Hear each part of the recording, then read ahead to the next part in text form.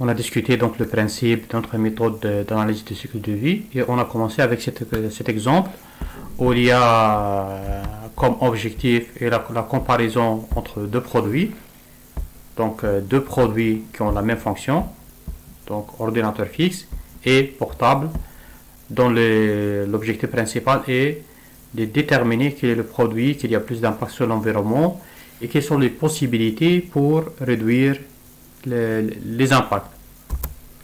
Alors, selon le principe de l'analyse du cycle de vie, il faut passer par le balayage du système. Donc, c'est un cycle, c'est-à-dire, c'est pour cela, durant la première phase, lorsqu'on détermine l'objectif, c'est très important donc de déterminer l'objectif et de délimiter le système. C'est-à-dire, par exemple, je peux commencer l'analyse du cycle de vie à partir de l'acquisition de la matière première à la source, en allant vers le transport de cette matière vers, selon le moyen de transport,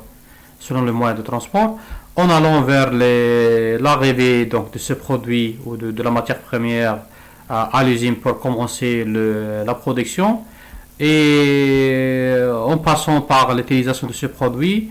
Après l'utilisation d'un produit, bien sûr, il y a la fin de vie d'un produit, parce que pour chaque produit, il y a une durée de vie. Donc après l'utilisation, il y a donc la fin de vie où le produit est dans une phase, et la phase déchet. Donc lorsque je fais l'analyse de cycle de vie, c'est très important donc de déterminer les limites du système. Est-ce que je vais commencer à partir de ce point, c'est-à-dire à la source, ou je vais commencer à partir donc de la phase transport de ce produit vers l'usine, ou est-ce que je vais commencer à partir donc de l'arrivée de la matière première à l'usine et le début donc de la fabrication. Donc tout ça doit être donc déterminé dans les documents, dans la déclaration environnementale.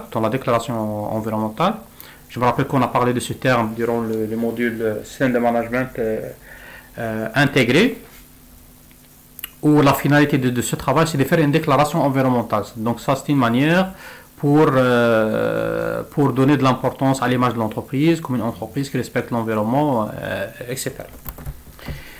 Donc, toujours selon ce schéma, donc ça c'est pour décortiquer le principe donc de frontière du système. Durant chaque opération, il y a une consommation de l'énergie. Il y a plusieurs types d'énergie à consommer ou à utiliser pour démarrer le process. Et il y a toujours donc des impacts. Donc la délimitation d'un système, est très importante pour faire le récap à la fin, c'est-à-dire pour faire le bilan global. C'est-à-dire si je commence de l'acquisition de la matière première, c'est-à-dire le bilan final regroupe l'acquisition de la matière, le transport selon le moyen de transport, la fabrication, l'utilisation et la phase déchets. Si je commence à partir de la phase transport, c'est-à-dire le bilan regroupe donc le transport, la fabrication, l'utilisation et l'élimination.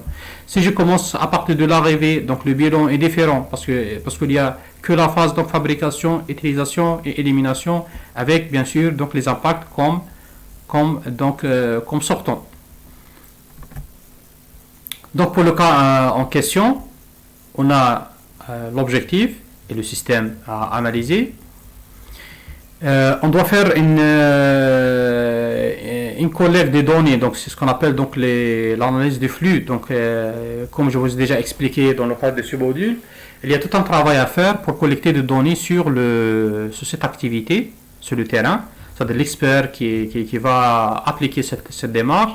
Elle doit faire la collecte de données soit par les fiches d'évaluation environnementale qu'on a déjà discuté, et aussi en utilisant donc des fiches où il y a des informations sur la consommation de l'eau, de l'énergie, de l'acquisition de la matière première, les quantités utilisées, etc. pour faire l'évaluation pour aller vers l'évaluation des impacts et de donner donc de recommandations, c'est-à-dire de recommandations et des choix pour l'entreprise. Donc notre cible, donc deux types de produits qui ont la même fonction. L'utilisation de l'étude, c'est pourquoi? Pour aller vers la fabrication d'un ordinateur portable durable qui respecte, ou d'un ordinateur fixe durable qui respecte l'environnement. Alors, c'est très important de déterminer l'unité fonctionnelle. Alors, l'unité fonctionnelle ici, c'est 10 000 heures d'utilisation. Qu'est-ce que ça veut dire 10 000 heures d'utilisation? C'est-à-dire, je voudrais fabriquer un ordinateur portable ou fixe dont la durée de vie est 10 000 heures d'utilisation.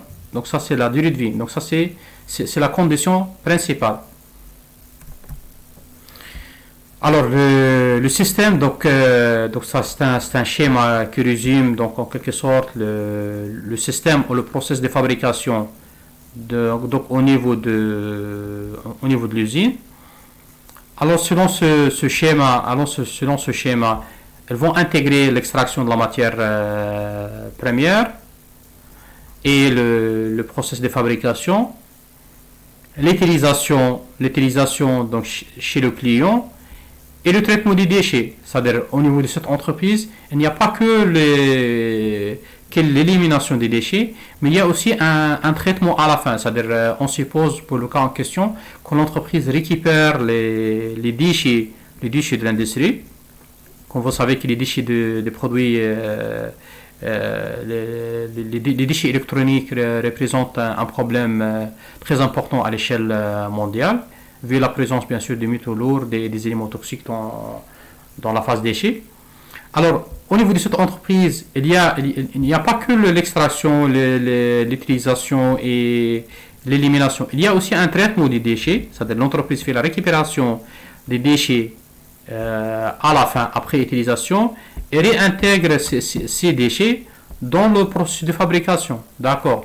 C'est-à-dire, lorsque je fais l'analyse de cycle de vie, je dois prendre ce schéma en considération.